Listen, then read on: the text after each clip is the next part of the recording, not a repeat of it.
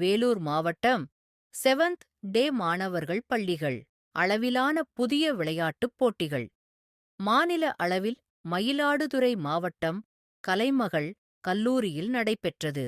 வளைபந்து போட்டியில் தனிநபர் பிரிவில் மேக்லின் ஜெசிந்தா அவர்கள் 3ஆம் இடம் பிடித்து வெண்கலப் பதக்கம் வென்றார்.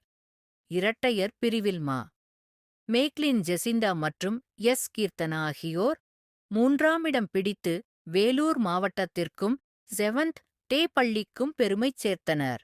அதனைத் தொடர்ந்து சென்னை வேலம்மாள் பொறியியல் கல்லூரியில் நடைபெற்ற ஜூனியர் லெவல் வளையப்பந்து நேஷனல்ஸ் போட்டியில் மேக்லின் ஜெசிந்தா அவர்கள் கலந்து கொண்டு தங்கமும் இரட்டையர் பிரிவில் தங்கம் என பதக்கங்களை வென்று மாவட்டம் திரும்பினார்.